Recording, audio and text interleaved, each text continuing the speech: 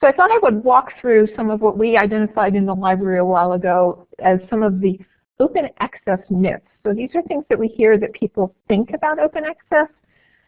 You may not, but this gets talked about all the time. So a lot of people feel that open access journals are not peer-reviewed, that these are vanity press.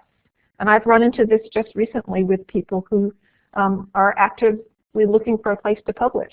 Oh, we can just pay for it to get published where we want it to be published. That's not how open access journals work. As we showed, the core of open access journals are peer-reviewed. The quality of that peer review was brought into question last fall by an article published in Science. I don't know, did any of you hear about this controversy? It was quite a flurry of conversation at the time when this article came out. So what happened was this journalist from Science sent out a bogus paper that was clearly flawed to a selection of open access journals, and then counted the number of acceptances that he received, and then published the level of acceptance, which was, for most people, a little bit disturbing. And it raised a lot of criticism about open access publishing. But the reality is, and people in the open access community kind of spoke back, and Michael Eisen is a strong supporter of open access, saying that this experiment itself was flawed. So while trying to base this analysis of open access peer review on a valid research study, the journalist did not have a comparable set of articles sent to standard publishers. So there's really no way to know if the quality of the peer review in open access journals is of higher or lower quality than that of the standard journals. His language is quite strong here. I think I actually had in my notes some slightly even stronger.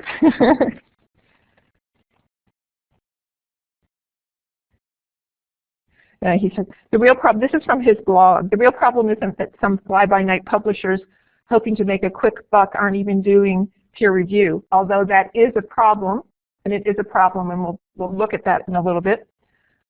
While some fringe OA publishers are playing a short con, and there is a con game out there, subscription publishers are seasoned grifters playing a long con. Now those are kind of strong words, but essentially this is the criticism that some scholars bring to traditional publishing, where we have research done at universities, the researchers publish their articles in journals, and then the universities need to turn around and repurchase the research that was done at the university. This is essentially the long con that Michael Eisen is talking about. Whether that's truly, whether that language is too strong, this is his opinion, not necessarily mine, please. But to know that this is a topic that does raise a lot of strong opinions. And he's certainly one you can follow, go and read if you want to see where the strong opinions are on people who are strongly supportive of open access. So what am I talking about when I'm talking about the difference in quality, or this short con that some open access publishers have are working, if we want to talk about it as they're working a con? One of the things that started happening a couple years ago, and I'm not sure that I could date the beginning of it, is that somebody became aware that it is possible to solicit research articles from people and they will pay you money to publish them in your journal. And so some fairly bogus journals were putting up websites that looked pretty good, that would list names of editors that were fairly reputable but had no real relationship with the journal, and start to solicit articles for their new journal. And it's been a very difficult situation to identify and stay current with. It's like any other medium. The internet certainly, or maybe more than any other medium, the internet certainly has ways in which to appear to be something that it is not. And this is what's been happening with these predatory OA journals. This list that's been put together, and Beal's list, This person is actually somewhat of a critic of open access. So again, this would be a place to go if you want to kind of look at the other side of the opinions around open access. But the list actually is quite helpful if someone is trying to evaluate whether to publish in a journal where their work has been solicited. And I've talked with researchers in this. Is there anybody in this room that's had this happen to them where just out of the blue you get a request to publish in a journal and have never heard of it, have no way of evaluating it? So this list has also included some journals that are just starting out. It's not perfect, but it's certainly a way of getting another opinion about a list of journals. As part of open access, I think this idea of whether peer review is to be the gold standard for how articles get into journals, or if the internet has opened us to a new and varied method of evaluating research articles. So there is this idea that perhaps given the open platforms that we can now have using open access journals, that we could move to a more open evaluation of research. And I think that this is what, and this is not a field I'm that familiar with, but the ArchiveX, the physics and chemistry or physics and computing science community, I think, is doing much more of this, of posting preprints and getting opinions before articles are published, and doing more of a research evaluation in process.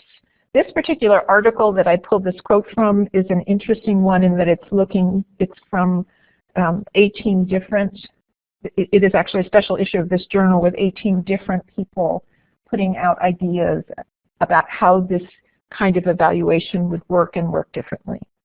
So not only are we talking about difference in where we publish and how we publish, but how something is selected to be published has also been brought into a more analytical and creative process. So we talked a little bit about lower quality and prestige. I do want to point out that there are many OA journals that are comparable or some of the highest quality journals in their field. I pulled some of these from our area of biomedicine. You can see that PLOS Biology is #1 in impact factor, if that is your measure of quality. It's not everyone's, but it is one measure of quality. And we can see how this plays out for several other titles. And this is just a sampling. There are many other journals that have respectable impact factors that are fully open access. So just like we have different ways of evaluating research that gets into research journals, this idea that maybe impact factor is not the only way to measure the journals themselves, and particularly when you get into open access where you are not just looking for the impact of your publication, but you are paying. The eigenfactor cost effectiveness measurement is one that is trying to balance that article processing fee cost with the potential for having impact in publication. And so this is a place to go to look for that kind of measure, and I pulled some of the most recent numbers for that so you can see the journals that are considered to be high cost-effective open access journals.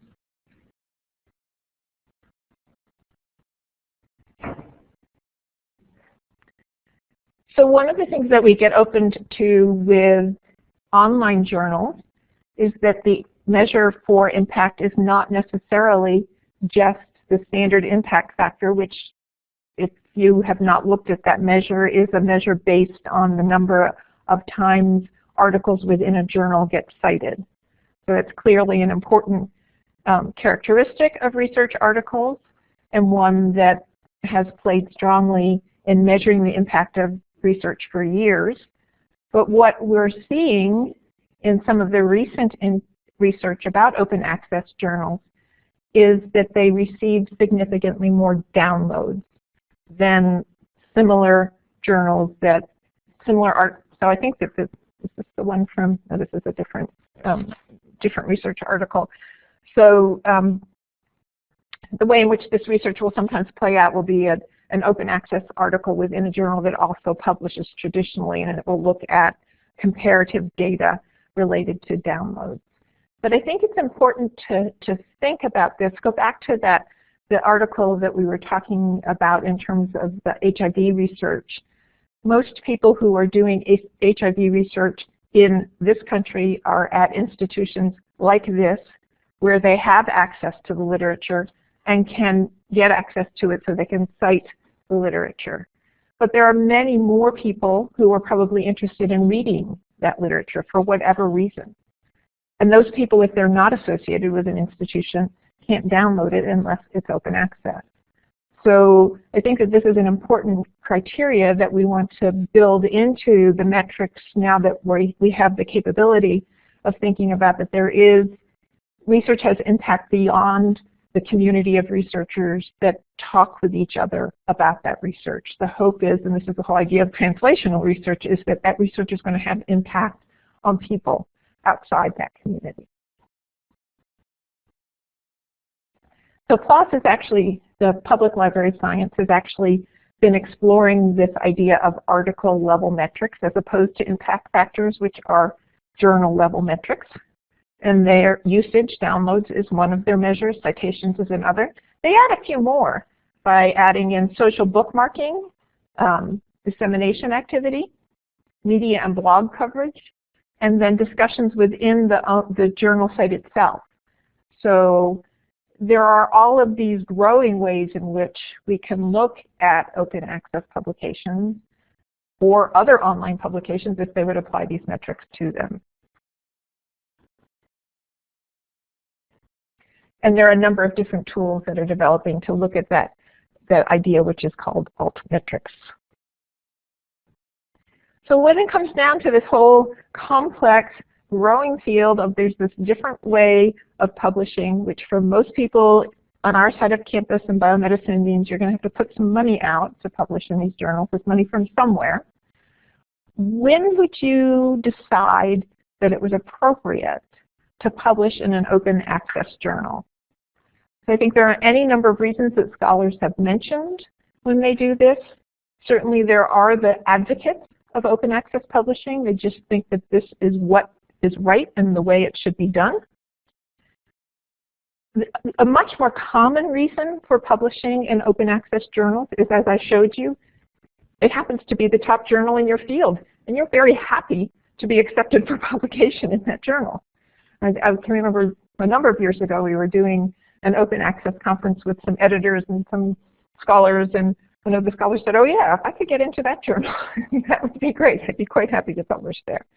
But I think, from my perspective, and I think I posed this at the first, and in talking about altmetrics, think that this is a really important idea, is if the information in the article is something that would be of value to people who do not have easy access to research journals, and look at the list of who these people might be. This is just some quick people that I've encountered along the way: practicing clinicians, government employees. We get asked for articles for people from, in Raleigh, the state government, trying to make important decisions. That they can come here and use our journals, but we can't provide them with online access to them. Researchers in resource-poor areas, I've already talked about. Patients were some of the strongest advocates of the NIH Public Access mandate, that researchers who receive NIH funding should be required to make that research publicly available. Can you all think of other people who might need access to information, other classes of people like this that we could think of? I think this is really a short list. In my experience in terms of working with people who can't get to that research university but need the information, there's all kinds of reasons. And I think that open access is the way to solve that problem. Was a primary care physician? Yes, yeah, absolutely. Yes, okay. Also, being here is actually You never know who your audience is going to be. Could be somebody 12,000 miles away. Right. So globally, I think global outreach for the information is an important thing to think of. Yeah. And I think that when we think of physicians, my husband is someone who works in the healthcare field, and there are times when I get that email, can you get me this article? Not every person in his field is married to a librarian in a research institution who can usually say, yeah, I can probably find that for you. So I think the need is pretty pervasive. And it really is the internet that has made for this need, because for librarians, I think what we bring to this question is that, particularly in a library like UNC, our doors have always been open to the public. So what we put on the shelf was freely available to anybody who could get here to use the library. As we've moved our collections online, you can still come to the library, but there are people with that online access who now have it much easier. They don't have to get to UNC and find a place to park their car in order to get to our collection. So there is this increased expectation that the playing field should be more balanced. So the other, and I've mentioned the NIH Public Access mandate before, that open access and public access accomplish the same goal by making information freely available eventually. But remember those HIV research articles, when first published, only 20% of them were freely available. It takes up to 6, 9, 12 months before publishers are required to release their articles under the NIH mandate. So yes, this is better than not having the NIH mandate, but it does not solve the problem for immediate access to the latest thinking. And then just some dates about the public access timeline. The interesting change point occurred in 2008 when the NIH Public Access mandate was required as opposed to voluntary. And the data shows that made a huge, obviously made a huge impact in terms of the amount of research that became freely available. There are now efforts to extend this access to other U.S.-funded research through the legislation known as FASTR, and then the Obama Administration Policy Memorandum, which has asked all agencies to develop ways to provide public access to their research. I thought it was interesting to see that even though we have had this mandate now for more than almost 6 years, the publishers are still very resistant to it. So this was a recent quote from the publishers. "It erodes and disrupts proven balanced economic model that supports and sustains journal as a dynamic and effective vehicle for promoting scientific communication." And they've been doing this for centuries. With the NIH that they've opened up publicly 90,000 new scientific articles, that they're putting the current quality research in the hands of scientists in industry and academia to accelerate the pace of discovery, and creating a central repository. So this is different than institutional repository. That is, I think, the balance that we have. Yes, authors can put their articles on their web page if the journal allows them, or in an institutional repository, but by bringing everything together into a central repository, there is one place to go and search for that information. And this is the mandate from the Obama administration. This was considered quite dramatic when it occurred, that the administration would take this step outside of legislation. Yeah? So do you think that the artists, whether it's nice on the So where we stand right now is that NIH requires researchers who receive NIH funding to deposit any peer-reviewed article when it's accepted for publication. So the limitation is for 1 year to be made available. The deposit's supposed to happen upon acceptance, but it can be embargoed for up to a year. And then there's this second stream of funding of all the other agencies in the federal government that funds research. For example, the CDC is not part of NIH, so none of their publications fall under the NIH mandate. So what the Obama administration has done is essentially say, get ready to need to do this. We need to move in this direction. It is really not simple when you stop and think about. So one of the things about the NIH is they had PubMed Central in existence before the mandate started. There was an existing platform to disseminate. They had to build the way to acquire the literature, but there was a platform to disseminate. But when we start thinking about all of the agencies that fund research that might be of interest to the public, are we going to end up with a bunch of different repositories? Are they going to? It'll be interesting to see how it develops. Maybe, Kristen, you might be a little more current with this than I am, and feel free to step in. I just have, I think, one more slide, and then we'll open for even more questions if you have them. So remember I talked that in the early 2000s, there were Budapest recommendations. They came back after 10 years and said that these are their recommendations for the next 10 years. And what they're really looking at is institutions requiring that peer review of scholarly articles should be deposited at an institution's designated repository. So does anybody know whether UNC has a requirement related to that? Well, we have a committee now looking at this. Mm-hmm. You know a lot more than I do then. More than yesterday. So yes, there is an effort going on. Mm-hmm.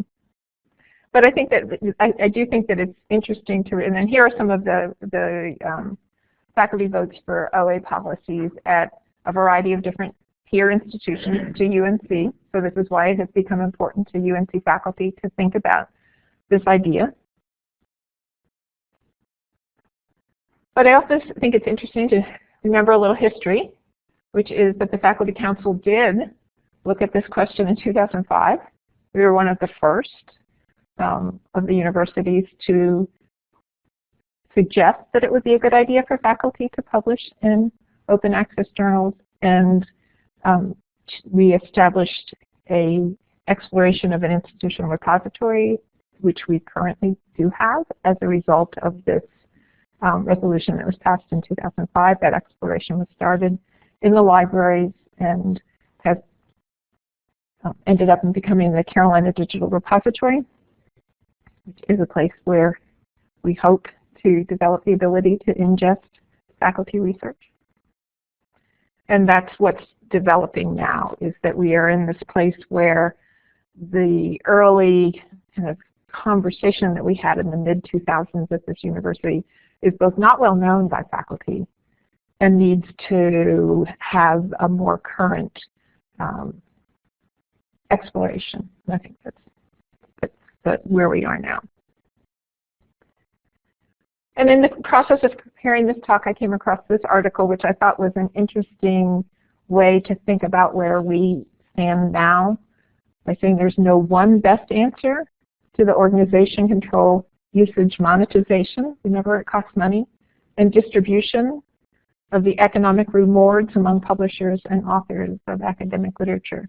I don't think that, although I did run across one article that took that trajectory of open access article publication and its percent of publication and played it out over time and said by 2020 it'll be all open access publication. Somehow that doesn't sync with what I think is going to happen in some of the other trends in the publishing field. I think that we will be in this arena where there are lots of different options for some time to come. And I think the reason for that is that while information wants to be free, information also wants to be expensive.